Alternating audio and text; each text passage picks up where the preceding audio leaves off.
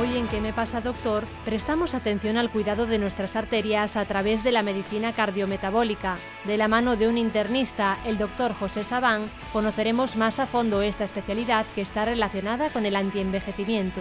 Todo en unos instantes, no se lo pierdan. Bueno, pues aquí estamos esta mañana con el doctor Sabán.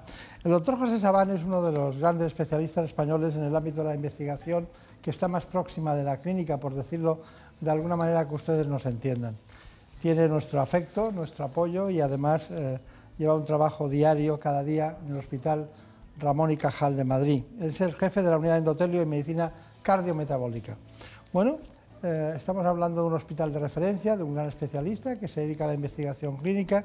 La pregunta es muy clara, aparte de los buenos días. Buenos días, doctor Sabán. Buenos días. ¿Usted nació en Córdoba? Sí, señor. ¿Y practica el andalucismo ese? Sí, sí, a tope. A tope, ¿no? Siempre. ¿Sigue tocando la guitarra? Por supuesto, nunca falta. Pero eso es, claro, es que la gente dice, no, es que juega al tenis y no le dan la importancia. O dice, no, es que juega al golf. Dice, bueno, ya son más horas, ¿eh? Hay que estar muchas horas ahí. Cuando a mí me dicen que juega al golf, que me parece muy bien, pero ya, más horas. Pero tocar la guitarra es estar con uno mismo, ¿no? Bueno, sí, pero además no, pero no se confunda por ser cordobés, porque yo el flamenco es lo último que incorporé en mi vida musical. O sea, yo empecé por el heavy cuando tenía 13 años y todavía no había empezado, lógicamente, medicina. Luego ya hice otras muchas músicas y cuando ya me apunté a estudiar jazz en Madrid, en serio, fue cuando ya también tomé conciencia de que podía acercarme a la teoría del flamenco, y tengo incluso un libro de flamenco con prólogo de Paco de Lucía y Enrique de Melchor, y está en Amazon, para el que lo quiera leer. Para el que lo quiera ver, si está en Amazon. No, para el que lo quiera leer. Es que es un libro de investigación de la guitarra flamenca, es un libro de la teoría del flamenco, que cuando yo estudiaba jazz y blues no existía un libro de teoría del flamenco, entonces me lo escribí. Pero claro, usted, tenemos 3 libros aquí, sí, sí, ¿no? y ninguno es de flamenco. ¿Sabe usted que la pregunta esta que yo le acabo de hacer es la última que se hace en un programa normalmente? Y le hemos hecho la primera. Sí, sí. ¿Sabe usted por qué? Cada vez me sorprende más. Sí. No, porque realmente usted está aquí para hablarnos de algo que es muy importante en la vida de los seres humanos, ¿no? Por supuesto. ¿Qué quiere decir cardiometabólico? Muy buena pregunta, porque se da por entendido, pero no todo el mundo lo pone en su justo sentido. Incluso dentro de la clase médica hay bastante confusión. Incluso hay muchos médicos que se creen que es lo mismo que cardiovascular y no tiene, bueno, tiene cierto parentesco, pero es una evolución de lo cardiovascular. La medicina cardiometabólica nace en el 2006 en Boston y precisamente nosotros empezamos a hacerla en el año 2000. Y como no sabíamos todavía el término que iba a tener esa futura medicina, le llamábamos patología endotelial. Y durante 6 años funcionamos con el nombre de patología endotelial. Luego ya nació el término y nació la medicina que nosotros ya veníamos practicando 6 años. Y es diferente a la medicina cardiovascular clásica, y esto lo digo también para los médicos. O sea, nosotros nos diferenciamos en, primero, somos amantes de la fisiopatología. El médico cardiovascular clásico es amante de las guías de práctica clínica y le interesan las cifras de colesterol, de hipertensión, y a nosotros eso también, eso lo damos por hecho, pero es que nos interesan los mecanismos que hay debajo de todo eso, y en eso nos diferenciamos. Y luego también tenemos una puerta abierta al antienvejecimiento que la medicina cardiovascular no tiene, y nosotros sí. De hecho, nuestro segundo libro, del gran libro que tenemos tratado en medicina cardiometabólica, se llama precisamente Prevención del Envejecimiento. O sea que eso es una diferencia, que ahí marcamos una raya claramente diferencial con respecto a la medicina cardiovascular. Nos preocupamos del envejecimiento y luego tenemos otros matices diferenciales, pero a lo mejor no es el momento de decirlo. Siempre es el momento para hablar con usted de cualquier cosa, pero ustedes hablaban de patología endotelial, todavía no se había acuñado el término en Boston de medicina cardiometabólica, como ha contado perfectamente, pero la pregunta es, bueno, ¿por qué el endotelio? Es decir, ¿por qué el endotelio? Qué buena pregunta. Porque muchas personas que tienen patologías de distinto tipo, está afectado el endotelio. Sí. Y si pone usted patología del endotelio y pasan 2 señores que van por su hospital, que es muy grande, por cierto, y ven eso y dicen, ¿qué estarán haciendo aquí dentro, ¿no? Claro, claro. Y están haciendo lo más importante que hay en la historia del envejecimiento del ser humano. Desde luego. Lo más importante es lo que es la nutrición. Sí. Lo más importante es lo que es toda la acumulación de los antioxidantes. Y usted se dedica a eso. Sí, justamente. Y en una sanidad pública nos dedicamos a eso, y en el paciente enfermo, que es el más difícil. Haciendo eso en el paciente enfermo, porque lo fácil es hacerlo en el sujeto sano. Dar suplementos de omega 3, coenzima Q y todo eso, en el sujeto sano es muy fácil, pero nosotros hacemos ese tipo de medicina desde el año 2000, hace justamente 18 años, y lo hacemos en el sujeto enfermo. Y eso tiene, yo creo, que más mérito.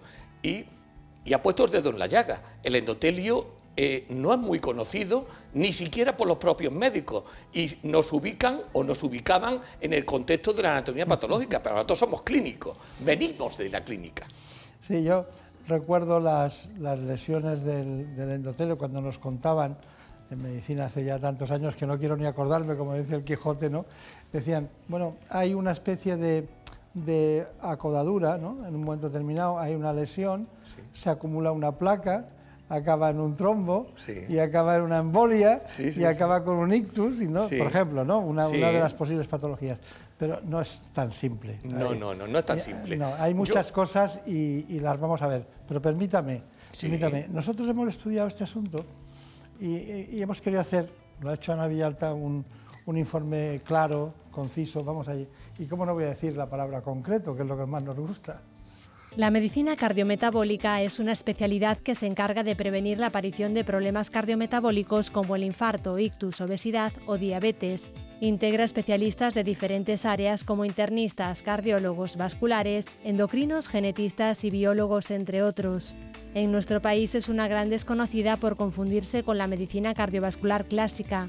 A diferencia de esta, la medicina cardiometabólica se apoya en datos objetivos que incluyen la genética y el riesgo familiar. Es muy precisa, ya que estudia los marcadores de inflamación, el estrés oxidativo y la disfunción endotelial, y esos marcadores dirigen el tratamiento. Además, se centra en la prevención primaria y tiene un papel relevante en la práctica de ejercicio físico con independencia del peso. Está relacionada con el antienvejecimiento, pero no el estético, sino el vascular y sistémico. Y es que el envejecimiento puede ser retrasado si se da el cuidado necesario a nuestras arterias. Bueno, doctor Sabán, dígame en 4 palabras muy sencillas, ¿qué es el endotelio? El endotelio es el tejido que reviste el interior de nuestras arterias. También reviste otros aspectos del lecho vascular, pero fundamentalmente su importancia radica en que es el tejido que reviste el interior de las arterias, y de ahí sobrevienen todas las enfermedades cardiovasculares. O sea que el tabaco, cuando va por los productos tóxicos derivados del tabaco, van por el interior de nuestras arterias, dañando al endotelio. La hipertensión lo ataca físicamente, pero luego el colesterol lo agrede bioquímicamente, y así también la hiperglucemia. Y así se entiende la enfermedad cardiovascular. Claro, cómo me gusta oírle. Vamos a ver lo que nosotros entendemos por endotelio. El endotelio es nuestro órgano de mayor tamaño, pesa unos 4,5 kilos y puede tener una extensión de cerca de 1000 metros. Lo forman miles de millones de células que recubren el interior de los vasos sanguíneos. Conocido como el cerebro de las arterias, sus funciones son contener la sangre, modular el tono vascular, regular el paso de células y fluidos hacia los tejidos, controlar la coagulación sanguínea y participar en la generación de nuevos vasos. La inflamación de ese tejido provoca la mayor parte de las enfermedades cardiovasculares, y es que cuando el endotelio sufre, se dispara el riesgo de sufrir un infarto. Por ello, el control global de los factores de riesgo como la obesidad o la hipertensión es clave para mantener en forma la función endotelial y, por tanto, para prevenir la patología cardiovascular. Nosotros siempre, porque una cosa es copiar, que está en el mundo de las ideas, ¿no? O en el mundo de aquellas cuestiones que dices, bueno, son más concretas, ¿no? Pero hay terminologías que hay que acudir a las fuentes, como es su caso, ¿no? Que es lo que hemos hecho. Bueno, dígame qué factores externos. ¿Están ustedes investigando en el ajo y el endotelio? Sí, sí. El ajo y el endotelio. Sí. Porque usted, yo creía que, bueno, es que le gusta mucho la dieta mediterránea, el aceite, como es de Córdoba, pues trae aceite y endotelio, pues eso está. que está bien. Sí, pero eso está muy monopolizado por los investigadores andaluces, claro, financiados por la Junta, y eso no nos llega a nosotros. Dicho sea de paso, sin querer decir nada. No, eso es que de repente me ha sorprendido porque estábamos hablando de la bioquímica y el endotelio y de repente usted... No, claro, hay que decir las cosas, claro. Claro, si para eso estamos. Es una reivindicación... No, justa, claro, que eso es así.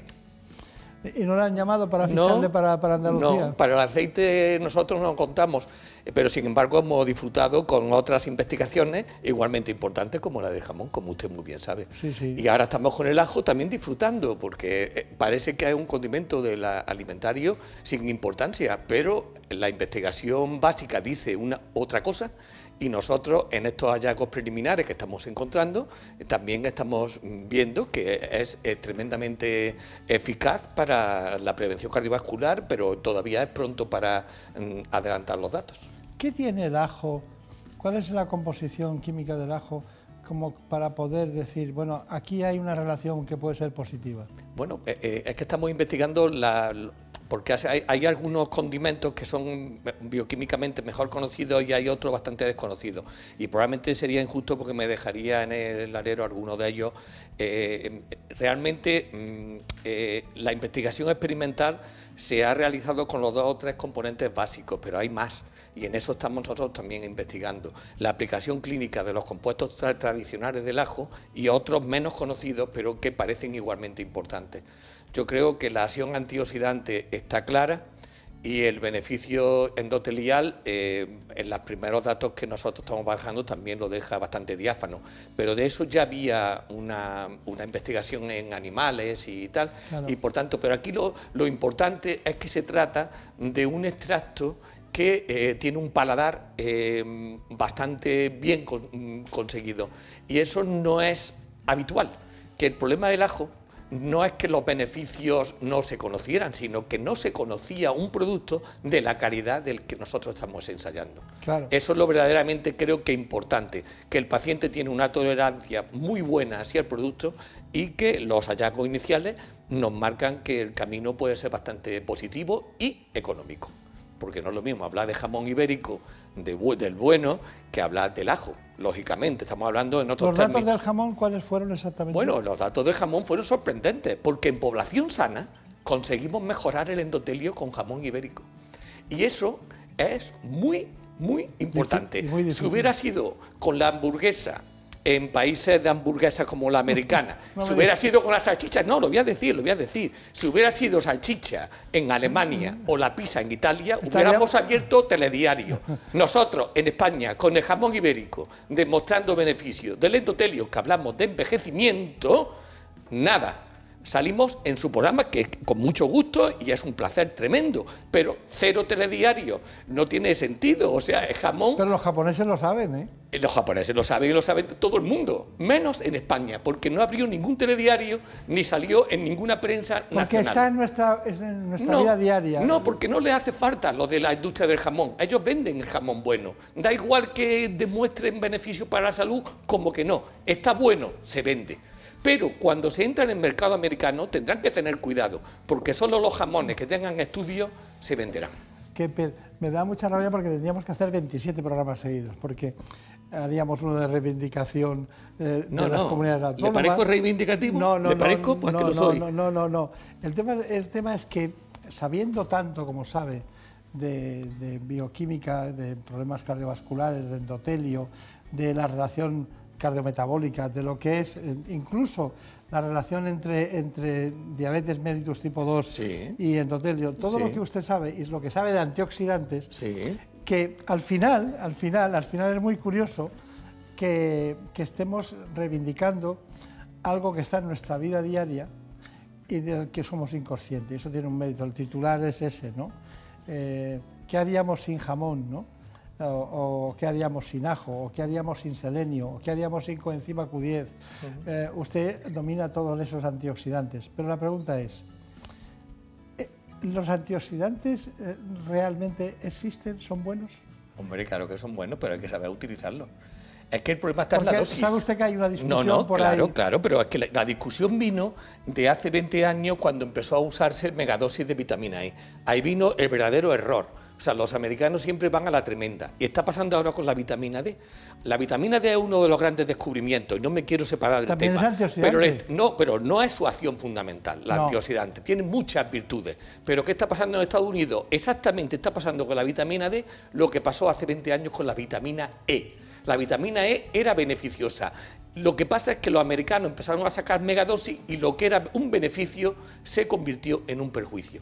Y está pasando ahora con la vitamina D, uno de los grandes descubrimientos de lo que va de siglo. Están sacando megadosis de vitamina D y ahora están saliendo los médicos en televisión dando una alerta para que no se produzcan hipercalcemias por hiperconsumo de vitamina D. Claro, porque hay un equilibrio entre el calcio y la vitamina D. Y usted me preguntaba los suplementos. Naturalmente que los suplementos antioxidantes son eficaces, pero hay que saber utilizarlos a las dosis correctas y en los pacientes oportunos. No todo el mundo. Y luego hay biomarcadores para seguirlo. O sea, eso de dar un antioxidante y olvidarse del paciente es una mala práctica. Hay que medirle los niveles de antioxidación en sangre y también en orina, que se pueden medir, son muy fiables. Claro. Y entonces ajustamos la dosis a las necesidades de cada paciente. Eso se llama, en medicina cardiometabólica, medicina personalizada. Cada paciente tiene su dosis. Y eso es lo importante, saber cuál dosis es la apropiada a cada paciente. Está bien. Un trabajo difícil, porque si cada paciente es diferente en las dosis que usted matiza, y hacerla personalizada exige no 10 minutos en una consulta, eso exige un estudio profundo, claro, que es muy importante. Da la impresión de que habría que hacer un estudio del ahorro que ustedes podrían propiciar si se consiguiera que la gente practicara las indicaciones que tiene en la investigación. Yo también pienso lo mismo, pero creo que no todo el mundo piensa igual. Porque trabajamos al día a día, ¿no? A ver qué pasa. Bueno, tenemos una noticia de actualidad, tiene que perdonarnos. Ana Villata nos las trae. Bueno, Ana, buenos días. Buenos días. Vamos con ellas. Sí, les hablamos sobre el envejecimiento y la longevidad. Los españoles vivimos de media 83 años y para 2040 se espera que alcancemos los 66 siempre y cuando luchemos contra los malos hábitos como el tabaco y el alcohol. Estos son los motivos por los que viviremos más años. ¿Por qué los españoles viven tantos años? Es la pregunta que el periódico The Times formula en un artículo y que ha abierto el debate. La respuesta hay que encontrarla en varias claves. La primera, nuestra dieta mediterránea. Gente que tiene una dieta mediterránea frente a los que no tienen una dieta mediterránea, los que tienen una dieta mediterránea tienen una esperanza de vida mayor. Y con ella la crítica a los británicos, su gastronomía. Que dejen la mantequilla y se dediquen al aceite de oliva. El ejercicio físico es el otro pilar fundamental. No es tan importante ir al gimnasio como salir a pasear a diario, una actividad que millones de españoles practican habitualmente. Te incita al tiempo a hacer deporte, a estar más sano. Y claro, también hay que sumar el clima y las horas de luz, lo que nos hace ser más sociables. Hace que salgamos mucho a la calle, que nos relacionemos mucho con los demás, que estemos a lo mejor como muy activos a lo largo del día. Vivimos de media 83 años, casi 3 más que los británicos. Por eso este artículo ha sorprendido a muchos. En nuestro país recuerdan con humor varias anécdotas, desde la paella con chorizo hasta algún que otro reproche. Cogerse esos trancazos que se cogen, que son la leche, vamos, se pone morado. Pero algo sí queda claro. Conclusión, venirse a España. Para disfrutar de los años que quedan por vivir. Y un grupo de científicos investiga cómo crear alimentos que ayuden a prevenir enfermedades. Gracias a sus propiedades, ayudarían a prevenir determinadas dolencias. Los llaman alimentos funcionales. ¿Se imaginan comerse un filete de carne y al mismo tiempo estar obteniendo las propiedades anticancerígenas de determinadas algas? Pues eso es posible. En este superlaboratorio, nuestros investigadores estudian cómo atrapar propiedades de algunos alimentos para introducirlas en otros. Obteniendo compuestos antioxidantes y potencialmente anticancerígenos para incorporarlos en otros alimentos. Eso serviría para prevenir, que no curar, el cáncer, pero también pueden introducir microorganismos que nos ayuden contra una diarrea. Tú puedes suplementar tu alimentación con esos microorganismos y van a ayudarte a que la diarrea desaparezca o sea más leve. O tomar pescado al beber un vaso de leche. Podemos obtener aceites de pescados ricos en omega 3 e incorporarlos a otros alimentos, por ejemplo, la leche. y así prevenir enfermedades cardíacas, pero también están logrando alimentos para luchar contra el sobrepeso. En estos laboratorios trabajan también para conseguir alimentos súper saciantes. ¿Qué significa esto? Pues que si comemos este alimento baja drásticamente nuestro apetito y nos puede ayudar a luchar contra la obesidad. Ellos están creando los alimentos del futuro.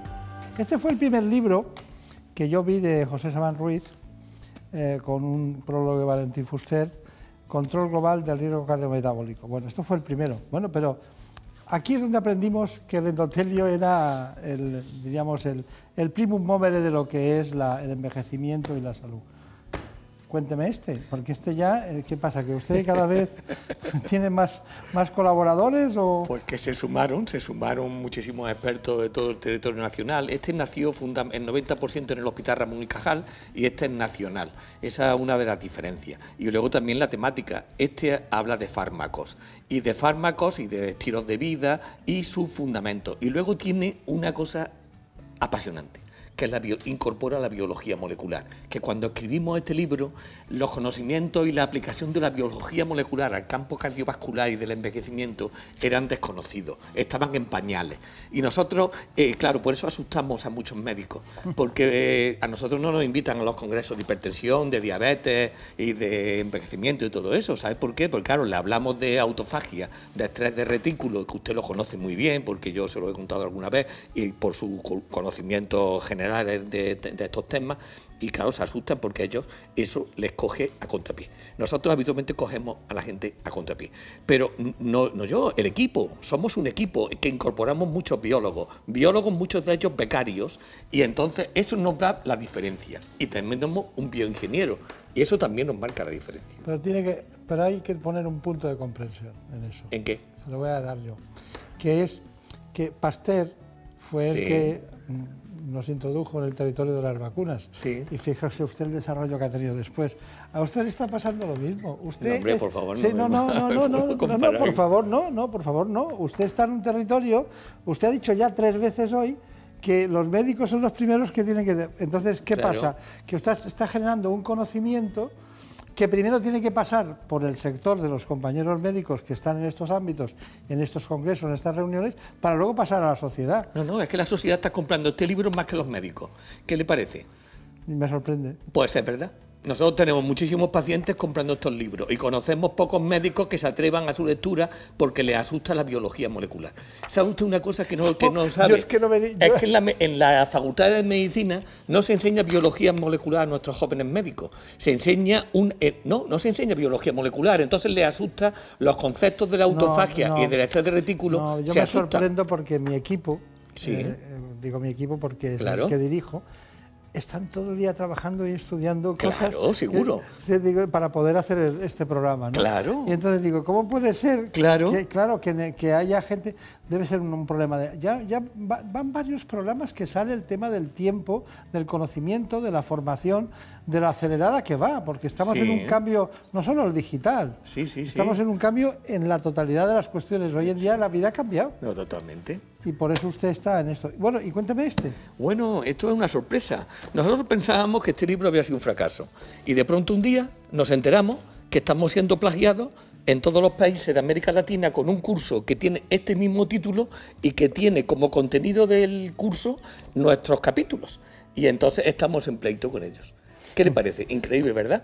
O sea que nos encontramos que hay unos señores X, que no voy a nombrar, yo fui el primero que escribí un artículo en sobre este libro. Sí, que parecía una tontería, pero no lo es. Este libro lleva 5 años siendo dado por todos los países de América Latina, que tenemos información fehaciente de eso, y que se está dando como especialista en esto, que no se conocía en el manejo de la hiperglucemia dentro del hospital, que no siempre son diabéticos. No. O sea, y nosotros lo escribimos precisamente para no incidir en ese tipo de errores que caen muchos médicos jóvenes.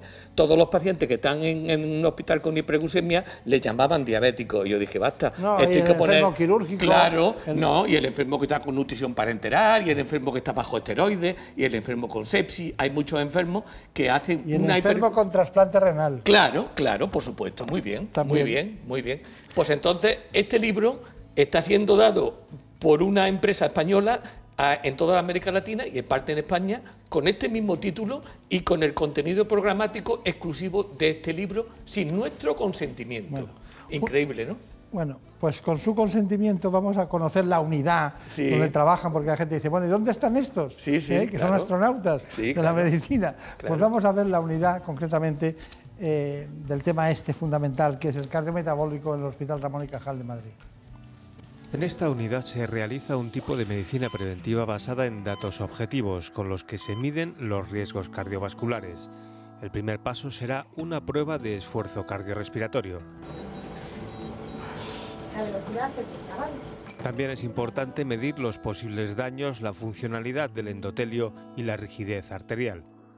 En muchas enfermedades que conllevan riesgo cardiovascular, como la hipertensión, la diabetes, esto hace que de manera prematura haya un aumento de la rigidez arterial, y es lo que tratamos de evaluar en nuestros pacientes, y asociado a alguna enfermedad hay un aumento respecto de la edad del paciente de esta rigidez, y si podemos relacionarlo con otras pruebas y establecer un tratamiento preventivo de manera precoz. El riesgo metabólico se calibra también midiendo la tensión arterial durante las 24 horas de un día, lo que evita errores en la valoración de la presión sanguínea. Entonces se va a colocar un manguito de presión, igual que cuando lo medimos aquí en la consulta. Lo va a llevar puesto durante 24 horas, de hoy hasta mañana, y le va a ir tomando la presión arterial cada 20 minutos. ¿Vale? Esto nos va a servir mucho para discriminar hipertensiones que denominamos bata blanca, que son las que se producen cuando uno acude al hospital, se pone nervioso. También vamos a ver la presión arterial que tiene durante la noche y durante las primeras horas de la mañana, que suele ser la más peligrosa. El grado de vasodilatación del endotelio se mide provocando una pequeña isquemia y calibrando la capacidad de recuperación del vaso. La tecnología empleada y la complejidad de los datos obtenidos hacen necesaria la presencia en la unidad de un ingeniero cardiovascular que trabaja en estrecho contacto con los médicos. Llevar aquí tiempo trabajando directamente con los clínicos, en situaciones reales de pacientes, te permite adquirir una serie de conocimientos que luego a su vez te permiten interpretar de una manera más realista esos modelos, que al final no dejan de ser herramientas matemáticas muy simplificadas de la complejidad que es mucho mayor del sistema cardiovascular humano. Finalmente, en el laboratorio se identifican más de 20 biomarcadores de disfunción endotelial, con lo cual el paciente sale de la unidad con una historia completa y una valoración exhaustiva de su riesgo cardiovascular. Bueno, maravilloso. Lo más importante es que siempre, cuando te quedas con ganas de algo, ¿no?, de que hay mucha profundidad en este camino que ustedes han iniciado, pues llama la atención de que el programa se acabe. ¿Cuál es su conclusión de todo esto? Bueno, que me ha sorprendido usted una vez más, que nunca se queda del todo, parece como que siempre se queda con ganas de que le cuente más cosas de las que he podido y del tiempo que he dispuesto, ¿no? Y yo le estoy muy agradecido. Es difícil hacer un resumen porque ha sido un abordaje muy exhaustivo desde el concepto de medicina cardiometabólica, que lo hemos intentado dejar claro para no confundirlo con cardiovascular. Hemos puesto en su sitio al endotelio y luego en algún momento pues, es posible que haya parecido como algo reivindicativo. No era mi intención, desde luego, y para nada molestar a nadie. Yo creo que es una medicina que tiene un gran presente. Y su relación con el envejecimiento va a marcar una época. O sea que prácticamente todos los tejidos se benefician de una buena función del endotelio, porque la sangre tiene que llegar en buenas condiciones a la piel, tiene que llegar en buenas condiciones al hígado, al pulmón y a los diferentes, y por supuesto al riñón. Entonces, una gran parte del envejecimiento de cada órgano depende del estado vascular de ese órgano. Y no estamos hablando aquí de enfermedad aterotrombótica, estamos aquí hablando de calidad de su endotelio. Entonces, el potencial de investigación del endotelio en relación con el envejecimiento es muy importante.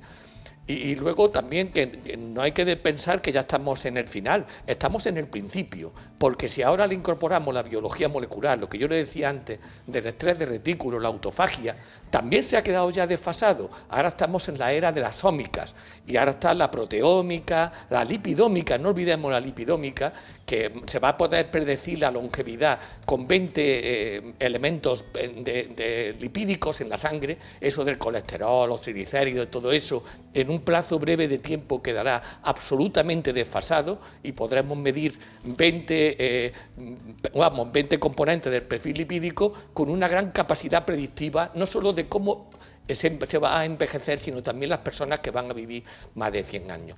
Entonces, todo eso, y lo que se llama la biología de sistemas, asociado a la inteligencia artificial, va a marcar una época dorada de la medicina, que va a ser posible ese sueño que se habla de que vamos a aumentar nuestra supervivencia. Pero no va a ser a coste cero, va a llevar un desarrollo de investigación y va a llevar un coste sociosanitario, pero es una inversión.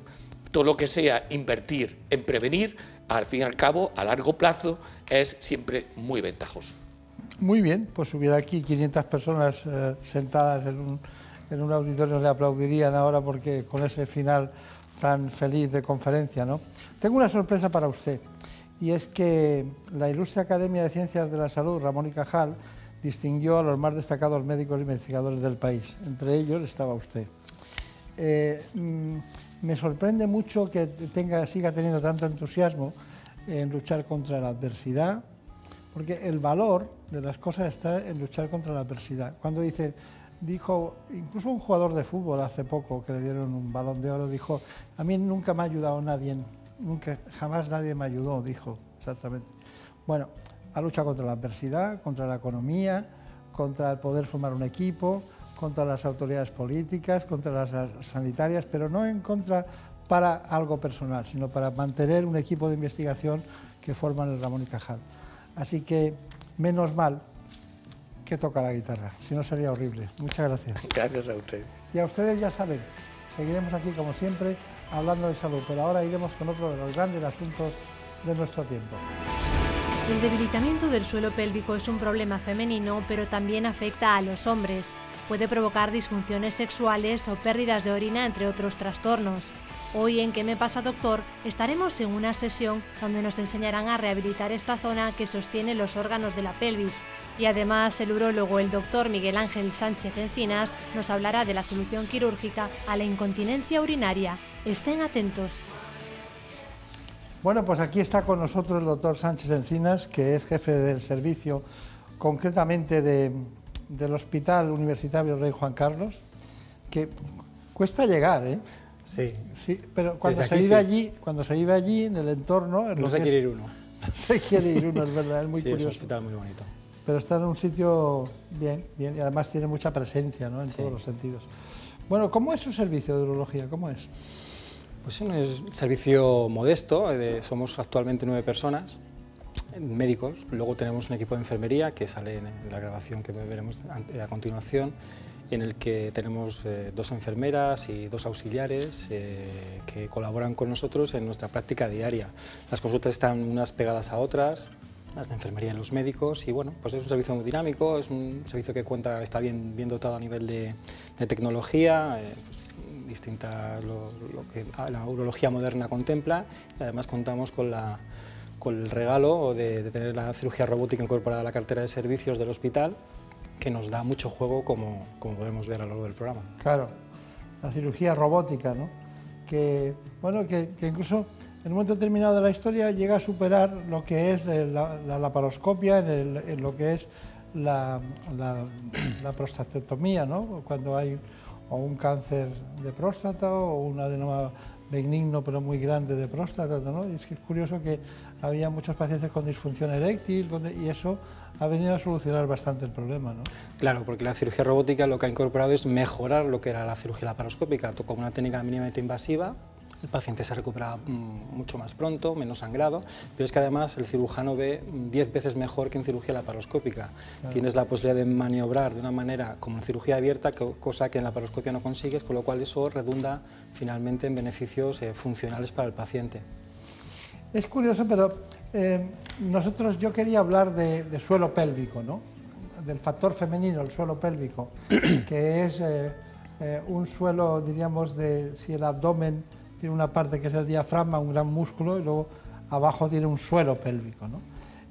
Hay embarazos, trastornos, ejercicio físico, muchas situaciones que hacen que el suelo pélvico no tenga las condiciones ideales para las relaciones sexuales más, digamos, mejor en todos los sentidos, o también porque ha habido un parto o varios partos, varios embarazos.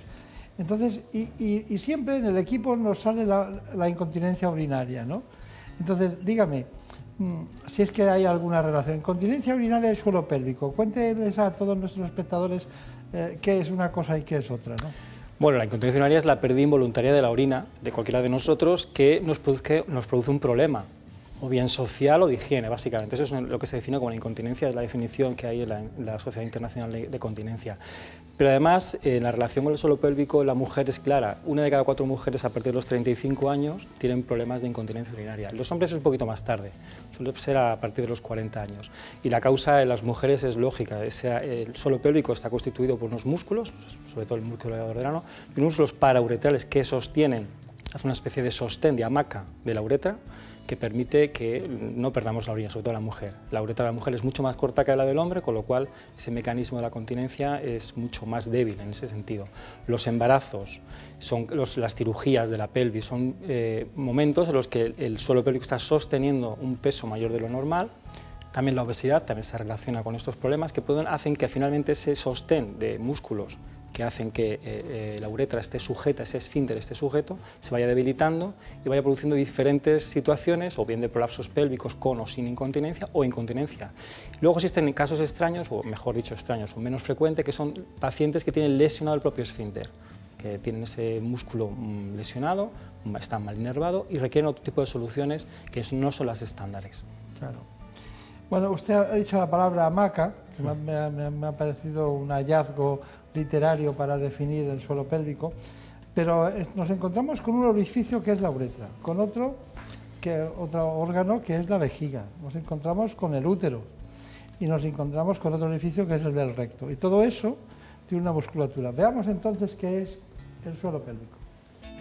Para muchas mujeres el suelo pélvico es un gran desconocido y sin embargo es muy importante para su calidad de vida. Se trata de un conjunto de músculos y ligamentos que cierran el suelo del abdomen, manteniendo la vejiga y la uretra, el suelo y la vagina y el recto en la posición adecuada. Si esta musculatura está debilitada, se pueden producir disfunciones sexuales, prolapsos o incontinencia urinaria. Trastornos que afectan al bienestar físico y psíquico y que impiden a la mujer disfrutar plenamente de la vida cotidiana. Algunas de las causas que pueden debilitar los músculos de esta zona son el envejecimiento, la obesidad, la tos crónica, el estreñimiento, la práctica de algunos deportes y trabajos que supongan esfuerzo físico. Y sin duda el embarazo y el parto. Cuando la mujer está embarazada, la presión abdominal crece a medida que el bebé aumenta de peso y tamaño, por lo que el suelo pélvico debe realizar un esfuerzo mucho mayor. Durante el parto se produce también una gran distensión de estos músculos. Para evitar que aparezcan problemas como la incontinencia, es importante realizar ciertos ejercicios para fortalecer la musculatura de la zona.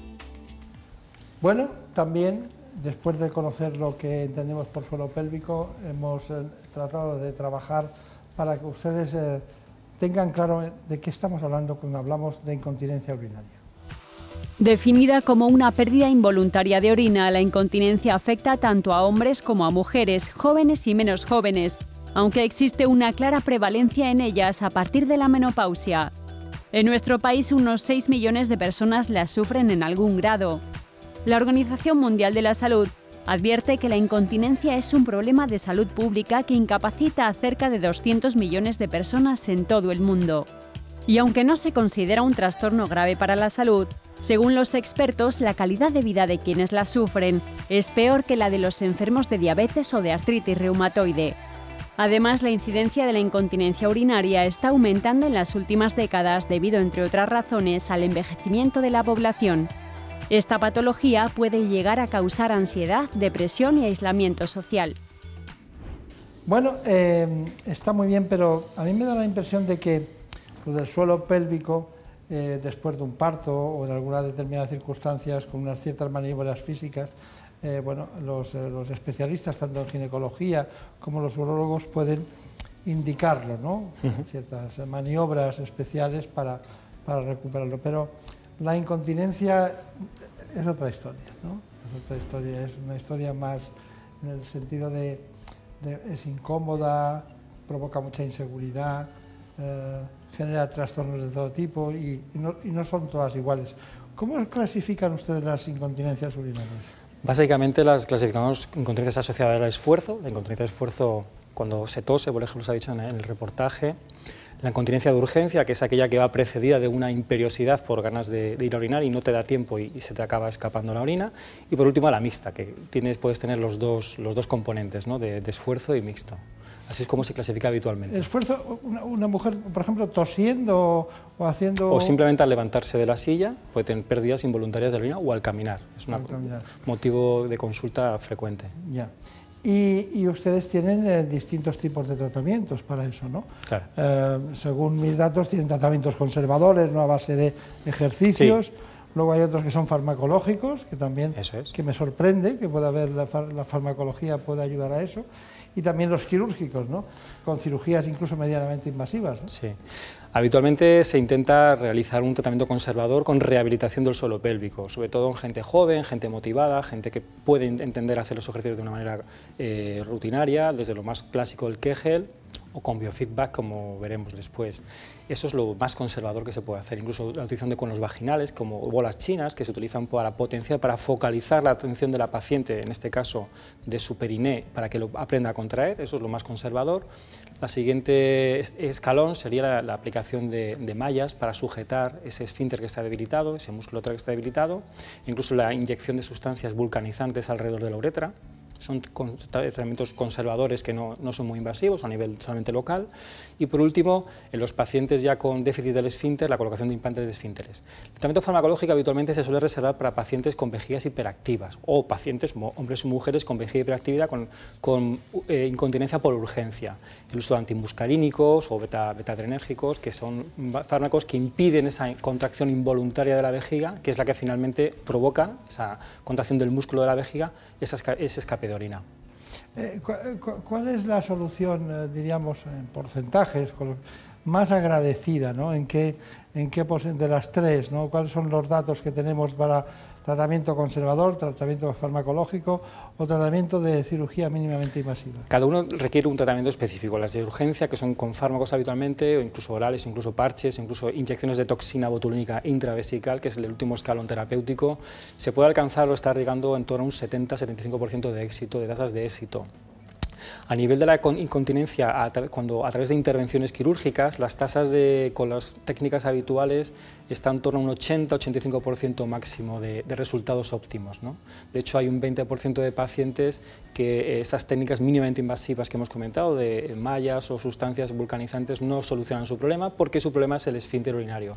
Y es una cosa que es una solución práctica, que se conoce desde hace mucho tiempo, pero en mujeres la colocación de un esfínter urinario siempre ha sido fuente de complicaciones, porque la pared entre la vagina y la uretra está tan cerca que muchas veces acaba perforando y no se puede implantar el esfínter, cosa que los hombres tenemos mucha más distancia, ¿no? Entonces los médicos, los urólogos o los ginecólogos, en este caso los urólogos que nos dedicamos más a este tema, el implante de esfínteres urinarios en la mujer se dejó de practicar o se practica o se implanta muy poco. Y ahora nosotros en el hospital, a través de la cirugía robótica que nos permite esa facilidad de movimiento en un espacio tan pequeño, con esa gran imagen, hemos colocado dos esfínteres, tendremos otros pacientes, y nos permite pues, implantar algo que nos parecía muy complicado laparoscópicamente o incluso abierto, algo mucho más sencillo, ¿no? Está bien, está bien. Me hace gracia porque usted cuando hemos empezado a hablar ha dicho, bueno, es que nosotros tenemos un servicio modesto, sí. Pero claro, eso no quiere decir que no sea científico, práctico, clínico, resolutivo, ¿no? Porque claro, a veces se confunde la modestia, la modestia al final es el respeto a uno mismo y también, como no, el saber dónde estás en cada momento, y para saber dónde estás, cuando tienes delante a alguien que te reclama una solución, sí. La modestia también es muy importante, ¿no? Sí. Es que a veces hay adjetivos que parece que son lo contrario de lo que realmente uno dice, ¿no? Como la dignidad, o el orgullo, o el narcisismo, que tienen muchos ambajes, ¿no? Sí. Bueno, nosotros tenemos siempre, doctor Sánchez de Encinas, noticias de actualidad, vamos a ir con ellas.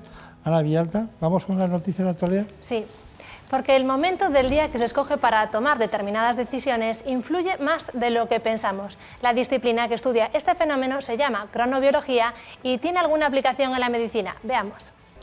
No se lo deseamos, pero suponga que tiene que pasar por el quirófano. ¿Escogería la cita por la mañana o por la tarde? Que me daría igual. Pues según Daniel Pink, debería tenerlo en cuenta, y mucho. Basándose en cientos de estudios, este divulgador de éxito estadounidense ha llegado a estas conclusiones. Por las tardes hay 3 veces más posibilidades de error en la anestesia. A esas horas las colonoscopias detectan la mitad de pólipos que por la mañana. Y por la tarde los médicos son 10 veces menos propensos a lavarse las manos. ¿Por qué? La clave, nuestros ritmos biológicos. Lo que ocurre es que nuestra alerta es máxima por la mañana y luego desciende después de la comida. Un factor importante, dice, pero no el único, matiza. Depende del sistema, depende del equipo, depende de muchos factores. Si hablamos de justicia, acudir a un tribunal después de mediodía también puede resultar arriesgado, según Pink. Y para los estudiantes, ojo, los exámenes que se corrigen cuando cae el sol suelen obtener peores notas. Por estar más cansados y más hartos de corregir, seguro que corrigen peor, eso seguro. Hasta los tweets que escribimos son más negativos según avanza el día. Sí, suele pasar. No cabe duda, la cronobiología ha venido para quedarse. Es mucho más importante saber a qué hora se da que cuánto se da. Así que ténganlo en cuenta y miren el reloj. Bueno, hay muchas maneras de aportar contenidos que se alejan de la publicidad y se aproximan al rigor, o al revés. Lo cierto es que en muchas ocasiones, sobre todo en el ámbito de la odontoestomatología, se producen esos fenómenos, pero también en otras especialidades médicas. Tenemos un problema con la publicidad. Tenemos un problema con la publicidad en el buen sentido de la palabra, y es que la publicidad es información. El que no lo entienda así se está equivocando siempre. Lo que pasa es que luego hay exageraciones, superlativos, populismos y publicidades engañosas. Para llegar a un acuerdo sobre este asunto se han reunido los presidentes de colegios profesionales de médicos, concretamente en Madrid, y lo han hecho con la portavoz del Partido Popular, en este caso Dolors Montserrat, que fue ministra de Sanidad. Esta es la información. Regular la publicidad engañosa en la actividad sanitaria. Por este motivo se han reunido los representantes de la Organización Médica Colegial de Farmacia Veterinaria y Odontología con la actual portavoz del PP en el Congreso, Dolors Montserrat.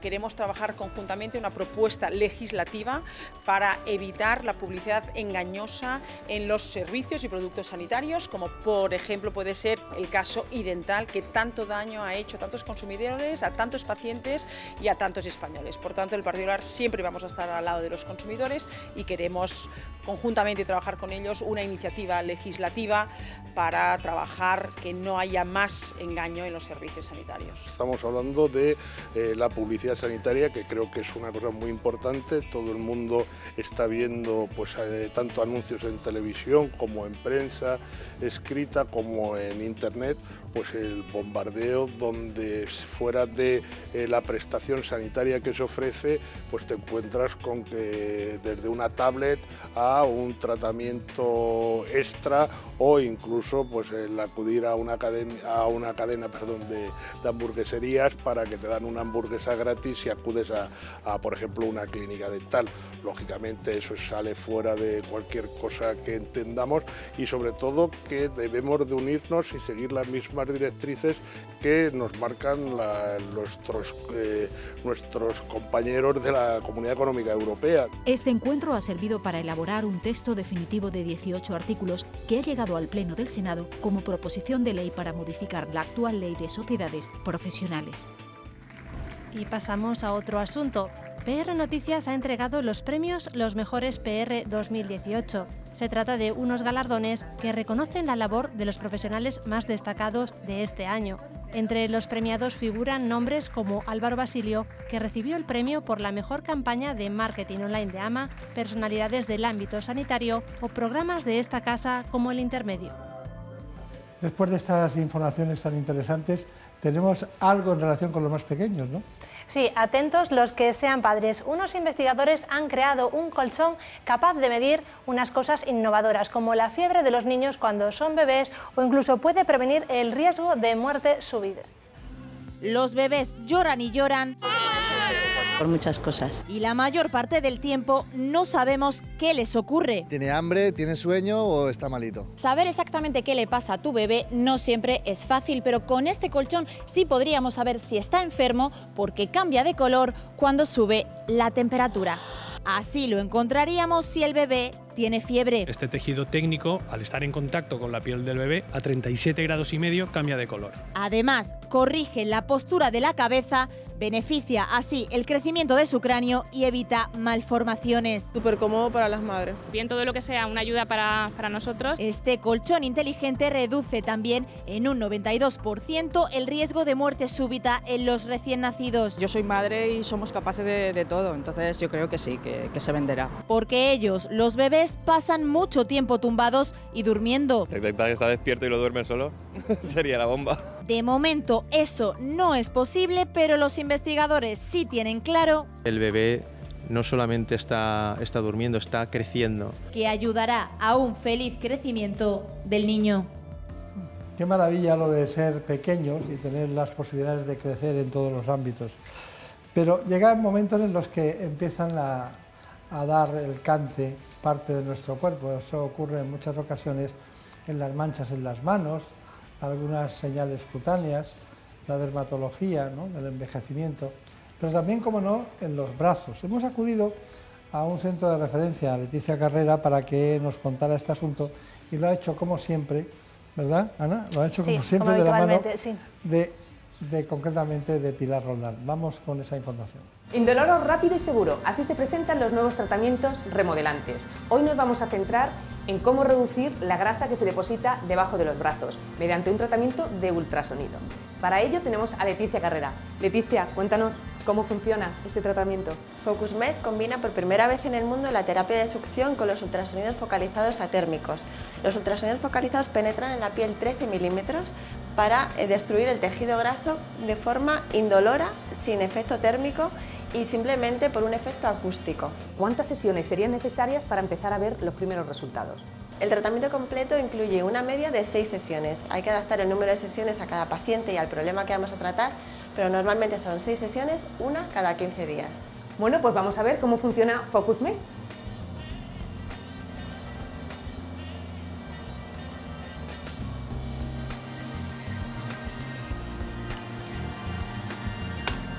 Y ahora ya vamos a empezar a hacer los disparos de ultrasonidos.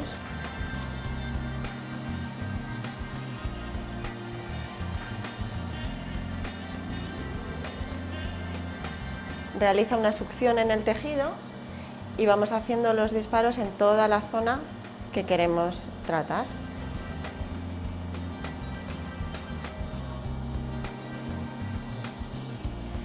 Los estudios clínicos muestran una reducción media de un 21% de la capa de grasa medida mediante ecografía. Y bueno, con esto habríamos terminado la sesión de hoy. Bueno, pues está claro que estamos ante una revolución de los tratamientos remodelantes, de una forma rápida y segura y sin pasar por quirófano. Bueno, pues agradecemos a Pilar Roldán su aportación semanal en el ámbito de la estética y la salud, que es lo que nosotros procuramos siempre. Bueno, el doctor Sánchez Encinas, que ya saben ustedes que es el jefe del servicio de urología del Hospital Universitario Rey Juan Carlos en Madrid. Qué grande es Madrid, ¿verdad? Qué grande. Enorme. Es enorme. Bueno, tenemos un tratamiento. Estuvo Mariló Hoyos, ¿no? Estuvo viendo y realizando esta intervención. Bueno, que el bioeficaz es una herramienta, ¿no?, en realidad. Pero, ¿cómo diferenciaríamos el tema de la implantación de mallas para resolver la incontinencia y luego el biofeedback que nosotros grabamos allí y que veremos enseguida? El biofeedback lo reservamos sobre todo para pacientes, son varones habitualmente, después de una cirugía de prostatectomía o otro tipo de cirugía, que el paciente tiene unas pérdidas que pueden ser temporales. Para ayudar a rehabilitar ese suelo pélvico y acelerar ese proceso de rehabilitación lo utilizamos porque muchos pacientes pues no conocemos el suelo pélvico de la manera más, o la manera de contraerlo no lo hacemos de la manera más correcta. Entonces con el biofeedback nos permite que el paciente sepa en qué momento está estimulando el músculo adecuadamente o no, mediante un monitor que le va diciendo cuándo tiene que contraer y cuándo tiene que relajar. Esa es la mayor parte de las indicaciones. También se utiliza el biofeedback en otros pacientes, otro tipo de paciente diferente, que es al contrario, es un paciente que no contrae la vejiga, que tiene una hipertonía del esfínter, no sabe relajarlo, hay pacientes son pocos, pero también se utiliza en estos casos para que aprendan lo contrario, a relajar el esfínter para poder orinar o vaciar su vejiga. Pero habitualmente el biofeedback lo utilizamos para pacientes varones en la recuperación de la prostatectomía radical, que el esfínter puede estar lesionado. Está bien. Estoy deseando ver cómo funciona, porque no lo he visto todavía. Mi equipo me lo trajo y estuvimos viendo ese mecanismo de rehabilitación y estuve viendo las imágenes, pero vamos a ver exactamente en qué consiste, porque es un reto importante. Ya se ha dicho en algunas ocasiones aquí en este espacio que 1 de cada 4 mujeres podría estar afectada de incontinencia urinaria. Veamos cómo funciona este mecanismo.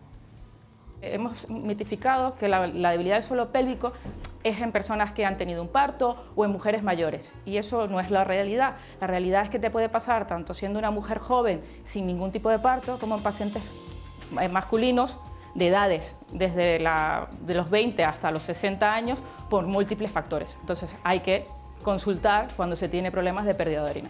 Lo que estamos tratando en suelo pélvico es el músculo elevador del ano, ¿vale? Que lleva 3 ramas. Estamos viendo que se cierra el esfínter anal externo, ¿vale? Lo que se llama el ano. Entonces, a mí me permite ver si las 2 fibras están contrayendo de manera simultánea o si hay alguna fibra que se queda debilitada o si por el contrario ninguna de las 2 se contrae o la contracción es insuficiente para cerrar por completo la visión del aro que estábamos viendo a nivel del ecógrafo. El objetivo del biofeedback es enseñar al paciente a contraer y relajar la musculatura, que es la encargada del mecanismo de la continencia. Entonces, nosotros, previo a la cirugía, por ejemplo, en el caso de los hombres, también lo hacemos en las mujeres en consulta, les enseñamos a realizar los ejercicios de Kegel, y lo que hacemos con el biofeedback es después colocarles unos electrodos, son 3 electrodos de superficie que no estimulan, simplemente lo que hacen es que las contracciones, ejercicios que el paciente realiza de contracción y relajación se transforman en datos y se ven en una pantalla de ordenador. De esta forma el paciente puede ver visualmente si los está haciendo bien o no, y si no los está haciendo bien, pues poder corregirlos. Bueno, Antonio, pues tenemos un submarino que es el tiempo en el que tiene que contraer, y sus electrodos, los que tiene perineales, es la estrellita de mar. Cuando la estrella de mar llega al principio del submarino, eso es, tiene que hacer una contracción con la musculatura del suelo pélvico para pasar por encima. Una vez que llegue aquí, perfecto, tiene que relajar. Todo este tiempo es de relajación y el tiempo del submarino de contracción. Arriba, muy bien. El tiempo de la sesión dura unos 20-30 minutos. Esto lo hacemos una vez a la semana y lo ideal sería 10 sesiones. Es muy interesante y muy divulgativo y también muy ilustrativo, ¿no? Pero, doctor Sánchez Encinas, dígame, ventajas e inconvenientes, ¿dónde están sus dudas? ¿Cuáles son los puntos en los que ustedes tienen que estar pendientes para esta cirugía con el objetivo de corregir la incontinencia? Hombre, tenemos que ir valorando al paciente o a la paciente a lo largo del tiempo, con cuestionarios, existen cuestionarios validados y una metodología que es muy sencilla, y es la medición de los pañales o las pérdidas que puede tener el paciente mediante unos pañales, unos pad test, que se llama, una técnica que el paciente nos aporta a la consulta de nuestras enfermeras, las compresas o los salvaslip que tenga húmedos, más uno que esté seco, y medimos la diferencia y con eso objetivamos la pérdida en gramos de orina que puede tener a lo largo de 24 horas. Con eso nos da una catalogación de cómo va evolucionando el paciente con las 2 cosas. Y con eso podemos decidir si el biofeedback es suficiente, por ejemplo, este paciente, o si a cabo de un tiempo, que puede ser 3 meses o 6 meses, depende un poco cómo lo podamos objetivar, pues decidir si hay que pasar a otro proceso más, bien quirúrgico, con implantación de algún tipo de malla o algún tipo de esfínter, que es lo que dejaremos para último momento. La mayoría de los pacientes, afortunadamente, pues con sesiones de rehabilitación hacen una vida normal, que esa incontinencia urinaria, que puede ser alguna gota de vez en cuando ocasional, no les provoque una gran pérdida como han tenido anteriormente. Nadie entiende lo que es la incontinencia urinaria si no la ha tenido, hasta que no la padece. Es una cosa importante, y además la inseguridad psicológica que provoca. Bueno, Mariló Hoyos ha estado pendiente de este tema, ¿no? Sí, he estado pendiente de este tema. He acudido precisamente al Hospital Universitario Rey Juan Carlos de Móstoles para asistir a una cirugía donde se ha corregido una incontinencia urinaria de esfuerzo. Es una señora de 57 años, viene con una serie de pruebas a raíz de las cuales se dice que tiene una incontinencia urinaria secundaria de esfuerzo físico. Entonces nosotros le vamos a someter a una corrección quirúrgica de incontinencia de esfuerzo con una malla por vía transobturatriz. Vamos a marcar con el clítoris la zona de donde vamos a incidir.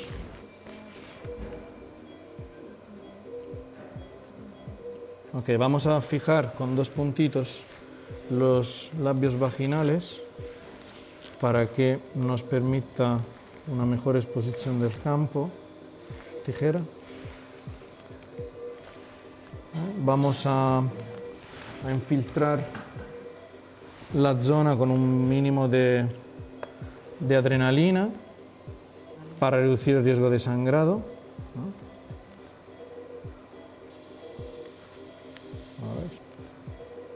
Vamos a hacer una separación del plano uretral en dirección más o menos del hombro de la paciente, o también decimos con un ángulo de 45 grados para permitir el alojamiento de la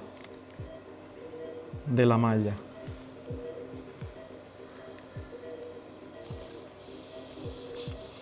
Hemos demarcado la zona de la incisión y donde tendría que salir la malla en ambos lados.